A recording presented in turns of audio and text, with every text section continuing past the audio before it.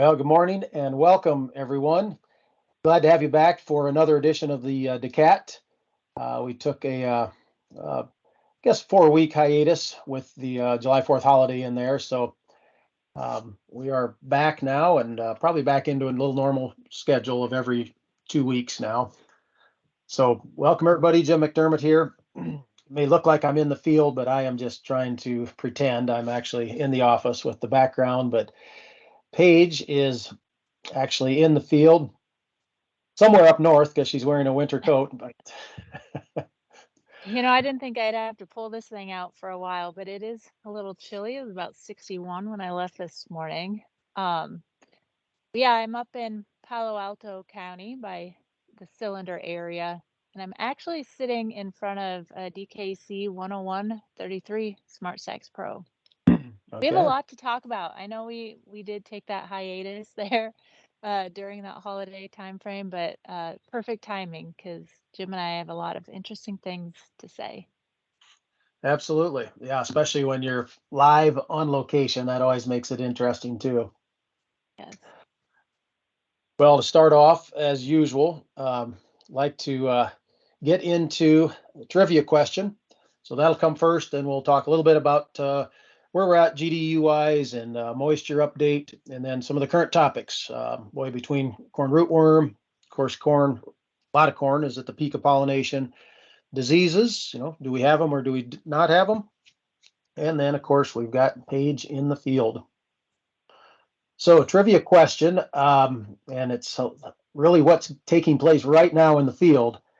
Um, and I'll just say there's going to be a fairly broad range of answers on this, so there isn't any exact one correct answer. So, um, speed of answering this may be important.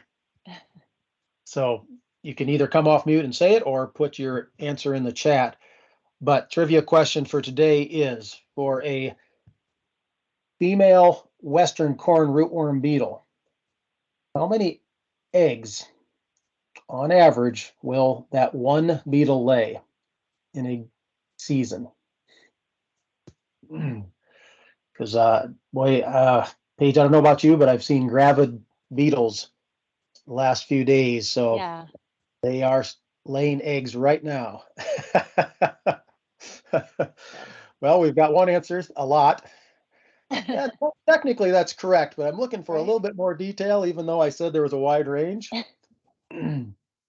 So I'm sorry, Peter, I'm not going to give that to you unless I get zero answers. If there's nobody else that answers, that will have to be the winner. But we'll see if we get some other answers. We'll go as long as we need to through the session this morning. All right, well, let's go ahead and jump on in. Um, we've got a lot of things to cover, and seems like always goes faster than what we think, Paige. So It we'll does. get right to it. I'll try to monitor the chat, looking Okay. for answers. I'm sure some people are feverishly looking it up on their phone if they don't have it off the top of their head. Thousands. So looking at GDUs, yeah, we've got some cool nights. Boy, yesterday morning in Spencer, it was in the low 50s. We've got Paige in her winter coat, so uh, the GDU accumulation has been a little bit slower. Still running ahead. So I just pulled this morning from the 26th of April planting date, and pretty much it varies, of course, by location. Some locations are still running 100 or more GDUs ahead, and some are just barely ahead, like Fort Dodge, for example. But this has been, of course, the trend all season long. We've been ahead, and really, it's playing out just right, at least so far. And we've got a long ways to go, but we were definitely above normal GDUs during the vegetative stage, and so far in the reproductive stage here, we've been below normal. So if that continues, that is the ideal scenario, but long ways to go. So just starting to project things out. If we're looking at just taking a 108-day hybrid, Storm Lake black layer date right now is projecting to be the 17th of September. And if you remember last year when we started doing these projections, boy, it looked like it was going to be mid-September, some cases even a little bit earlier. And there was not much black layer that took place by the projections. So we're looking at, last year, a long ear fill period, which helped us out, gave us more kernel depth. Hopefully that'll be the case again this year. The rule of thumb is 60 days from silking plus or minus 5. And if we can get that plus 5 and extend it out to 65, that's usually a good thing. Yeah. So a couple more answers in the chat, thousands and then 800 plus. I'm going to say those are closer, but still not gonna quite give that as a correct answer yet. So I'm being like that tough professor in college. Except there is no penalty for wrong answers. So that's unlike college, but looking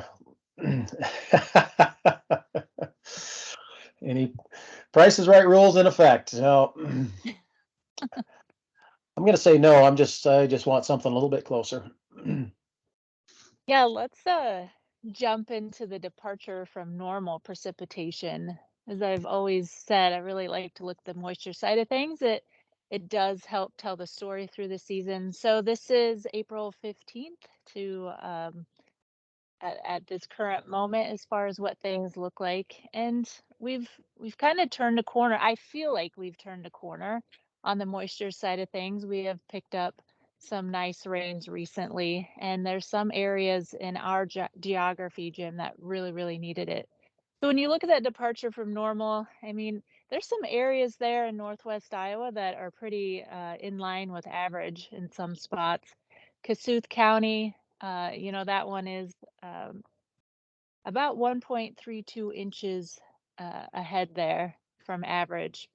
But then also central Iowa, about 3 to 5 inches um, as far as behind. So we were really needing some rain in that central Iowa territory, and we did get some. So we made up some ground there, and things look pretty good. You look at our neighbors there to the far east. They've been struggling a little bit throughout the season as far as moisture.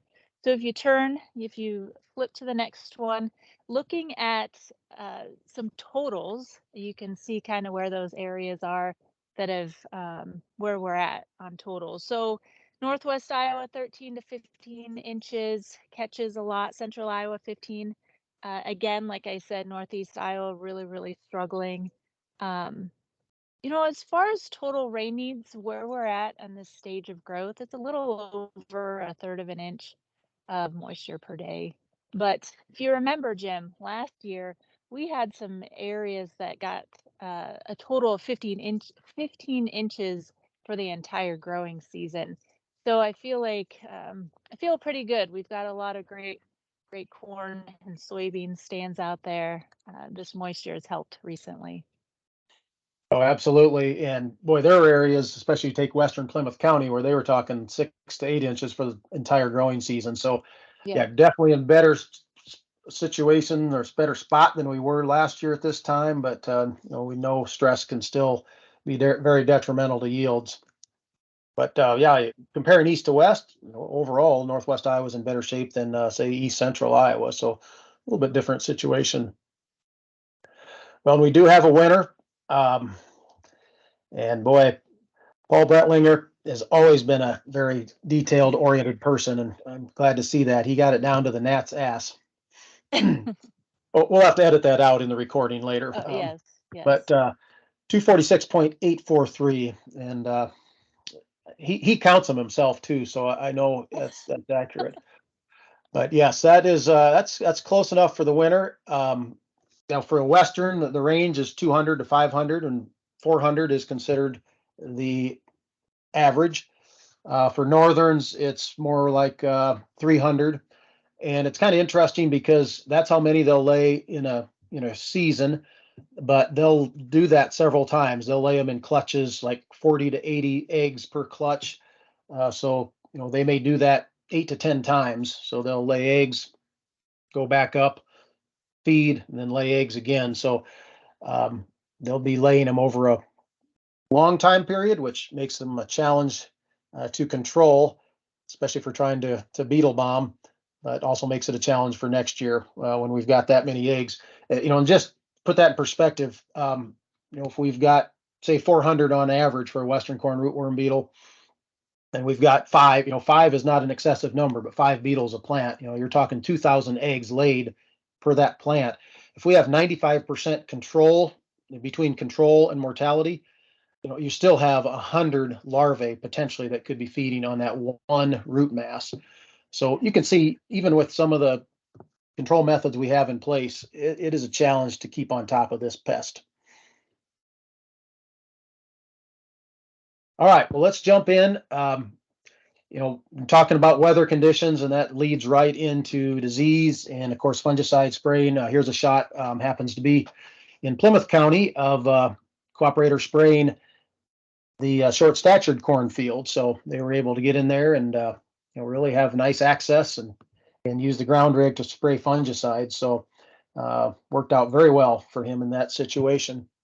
But I put a question mark behind disease, Paige. Guess that's something that right now a lot of people are looking for diseases, and there's some present. But as we talked earlier, the field you're at in particular looks pretty clean, doesn't it? It does. I really haven't found, like I said, had only been here 45 minutes, but I'll look further later. But I hadn't really found much at this moment. But I'll tell you what, the past couple of weeks I have been running across Physoderma brown spot. Last week, a little bit of common rust. And then a few weeks ago, more so in that southern area, central Iowa, as far as some northern cornleaf blight. So there's a little bit getting started. And I know we'll get into tar spot in a few slides here, but Jim, I've trained my eye for 2 years with that, and I haven't found any yet. I know it's been confirmed. I'm sure it's low levels in those areas that show up on those confirmation models, but I haven't found any. I haven't either, Paige, and I haven't spent hours and hours looking, but I have looked. Every cornfield I go in, I obviously look for that and any disease.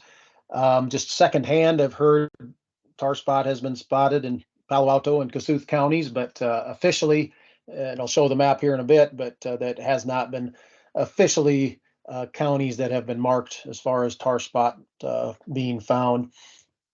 There's a lot of things that look like disease, and especially here in the early reproductive stages, it's easier to find other things that are abiotic. In other words, just physical damage or things that look like disease that really are not anything to do with a disease.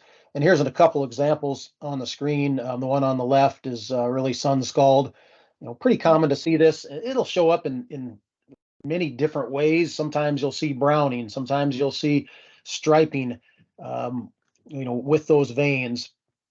A lot of times you'll see it in the top of the canopy, as you would expect, but sun scald is fairly common. The one on the right, not as common, but disease lesion mimic.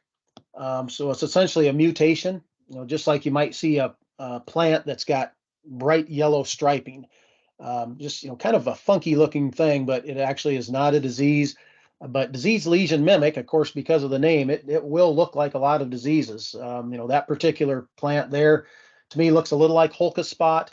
A few other diseases that disease lesion mimic also can be very small spots speckled all over that look like eye spot.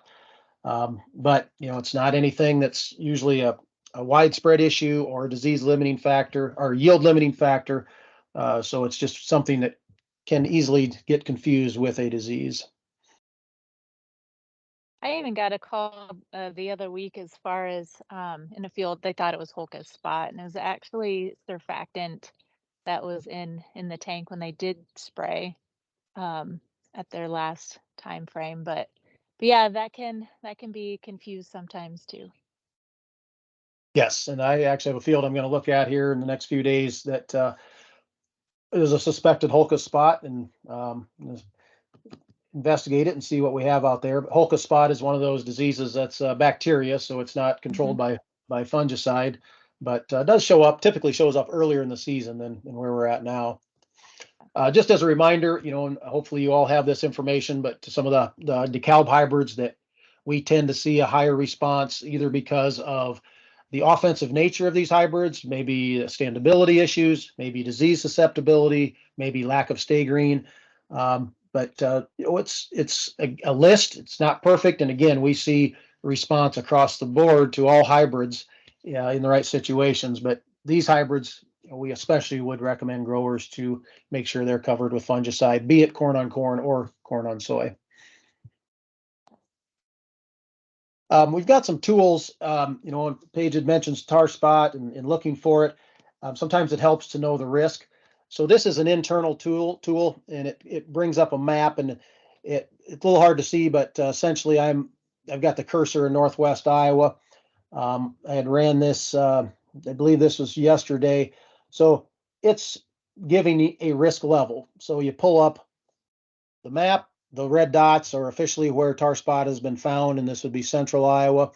And it'll take into account the forecast really over the next 2 weeks, and then give a prediction. And a model is only good as the forecast coming. But right now, say the tar spot risk for most of Northwest Iowa would pretty much be in the single digits as far as percent.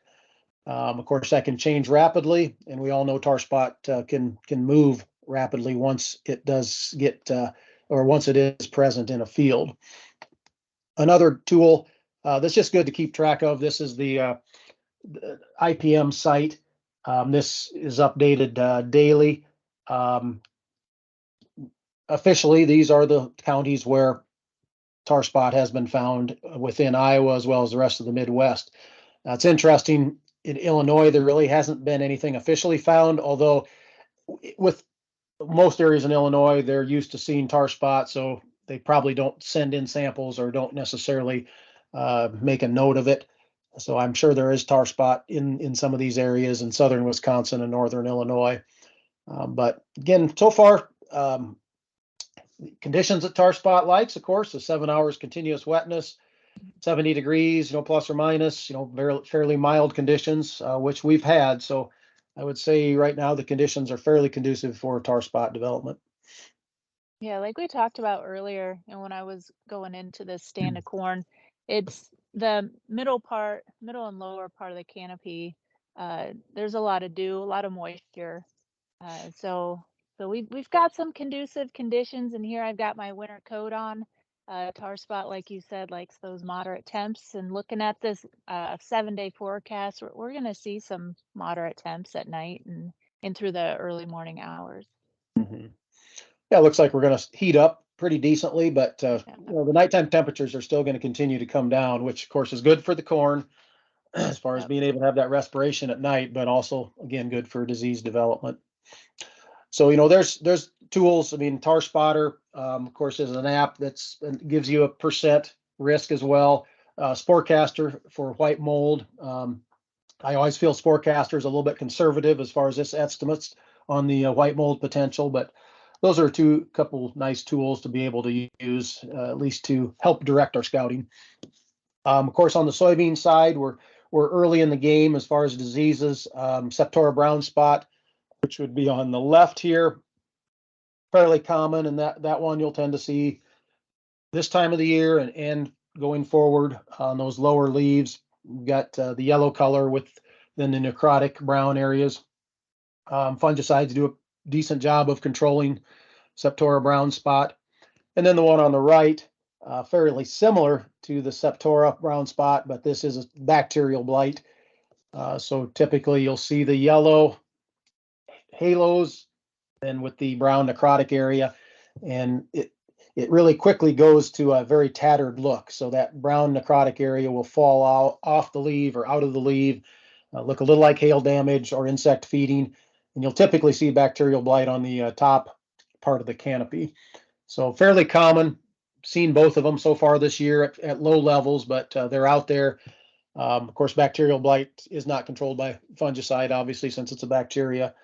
But Septora brown spot, of course, as well as white mold, are controlled or at least suppressed by fungicides.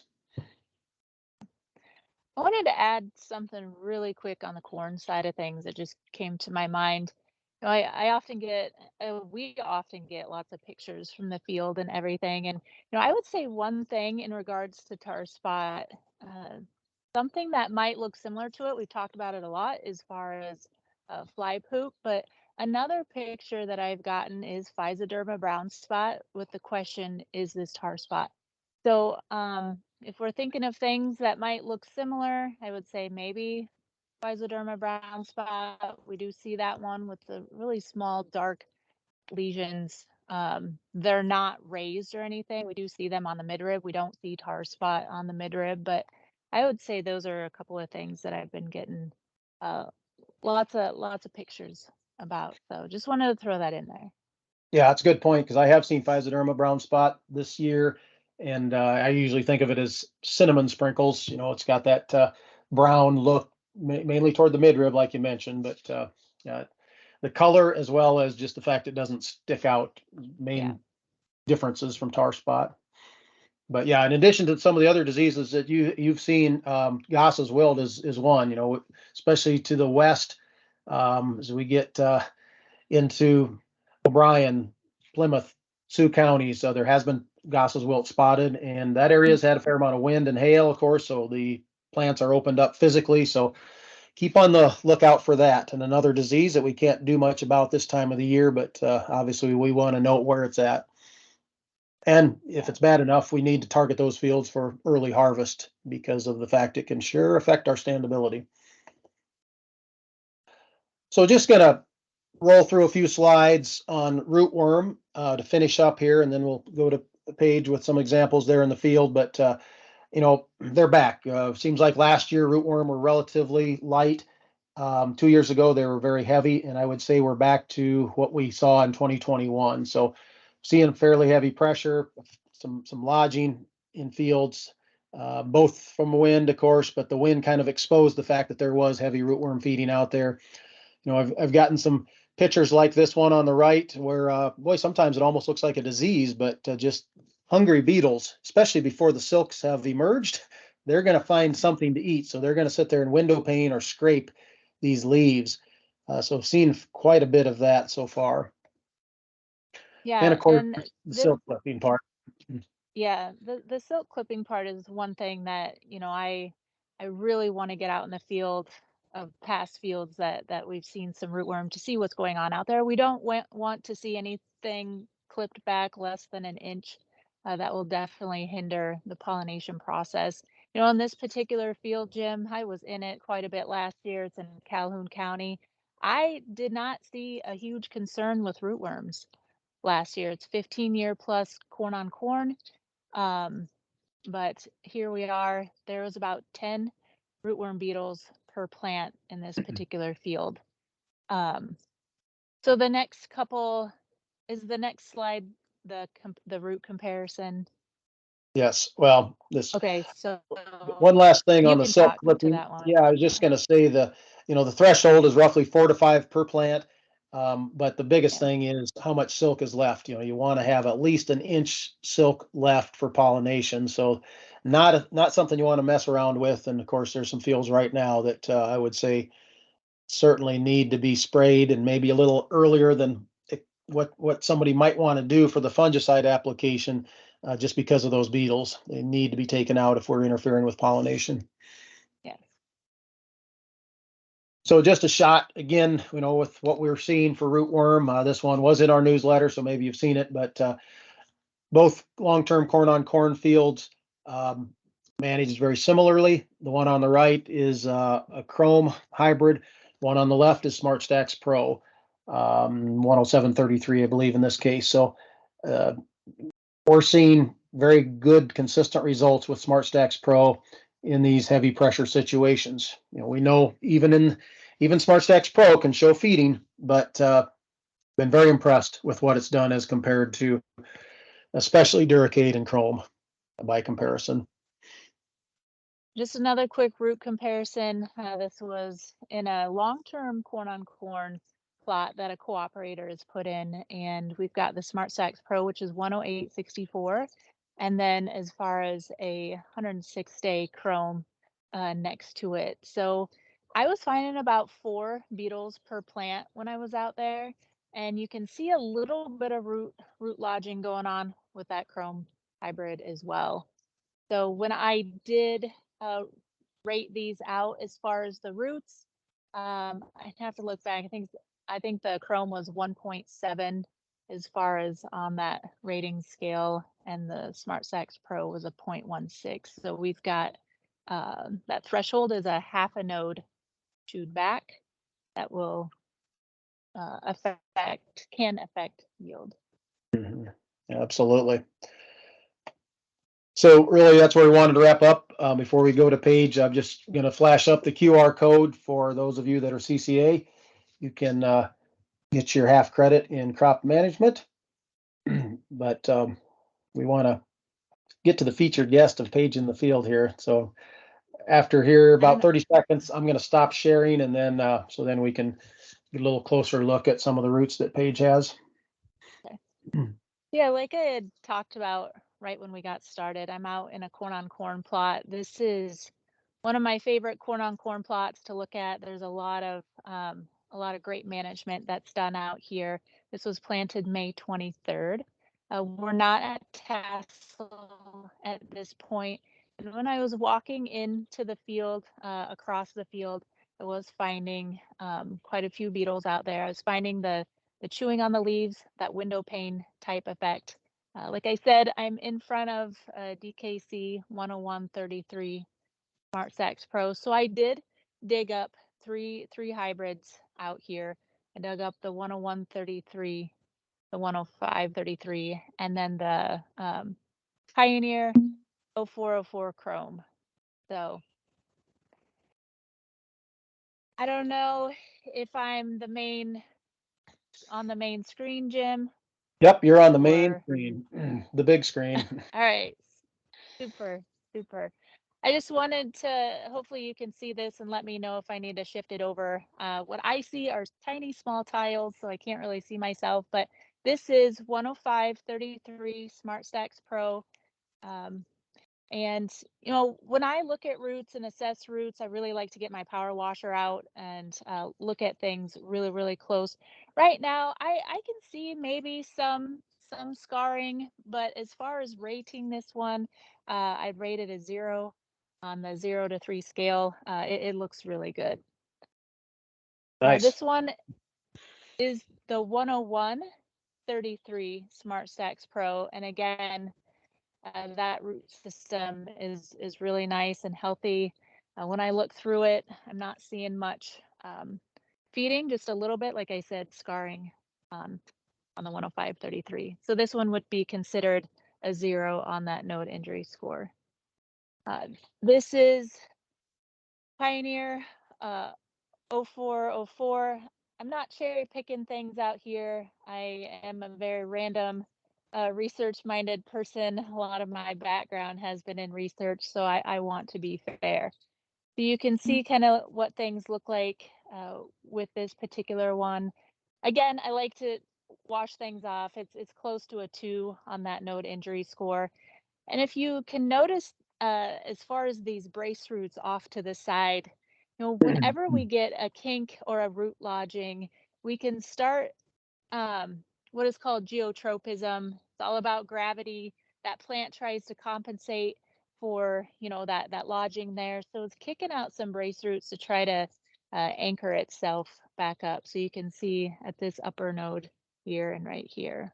But I'll tell you what, Jim, like I said, I was out here for 45 minutes before we got started. There is lodging across the entire plot. And I strongly believe there's something to be said about uh, pressure. Pressure of corn rootworms, like I said, I was finding quite a few per plant, about 4, possibly 5, but there's still larvae and pupa in that soil. We're still going to get more coming about. whenever a plant is inundated, I mean, it's they have to feed in order to die. These bugs have not seen that RNAi piece of it, but like I said, there's a lot of activity out here. It's not a silver bullet, but I tell you what, there's such a huge difference, between the Smart Stacks Pro and the Chrome. And this is what we would typically see in a heavy pressure situation, Smart Stacks Pro versus Chrome, just because of that less expression. But Yeah, great examples. And I was at the Storm Lake Research Farm yesterday, and Craig has some heavy pressure plots, and same thing. Smart Stacks Pro definitely will show the feeding, but that RNAi, like you mentioned, is new, so there's no resistance. Also, the expression is farther into the season. You don't tend to have as much variance in the expression like you do with the BT proteins, say when there's drought or there's lack of nitrogen or some other stress. So it's going to be a great tool to have going forward. And really, we know corn on corn is normally heavy pressure. I've had growers and dealers in the last week tell me if I'm going corn on corn, it pretty much has to be Smart Stacks Pro. The surprise, I would say, is the extended diapause pressure that we're seeing. yeah, I was, like 10 miles from Sioux City last Friday, and not a normal extended diapause area, but northerns were all over the place, heavy feeding. So we're just seeing a resurgence of the extended diapause. And it's not a surprise because a lot of these rotated acres have been double pro or Intercepta for several rotations in cycle. So I think the populations have built over time. And then apparently we had a very high survival over the winter because they seem to be heavy. Now with extended diapause, at least it's more hit and miss. We don't have every field or every acre within that field covered, but there's some pockets that the pressure is extreme. I agree with you as far as on those pockets, throughout areas, but I would say it's across all the counties that I cover. It's not just, one county that's experiencing it. It's across a wide geography as far as that extended diapause piece, which yes, did surprise me. And like you had alluded to also, as far as that winter survival, we had that snow cover and then we had that dry June. And like you said, we've got a lot of, as far as the westerns and northerns can lay a lot of eggs. Absolutely. And they're doing it right now as we speak. Yeah. Probably one laying legs right behind you somewhere. Probably. Well, Paige, we are at time, but if there's any questions or comments, certainly would stay on for that. But otherwise, I guess, Paige, any last comments from the field? I just want to say be safe, go out, do some scouting. Uh, we've got a lot of fields that are pollinating right now. Want to keep every bushel there. So have fun and be safe. Mm-hmm. Absolutely. Well, again, appreciate everyone for joining. We will send out the recording. And if you didn't happen to click on your QR code for your half credit, you can do that in the recording. But everyone, have yourself a good day. And I'll repeat Paige's tagline: be safe. Yep. Thank you. Thanks, everyone. Take care.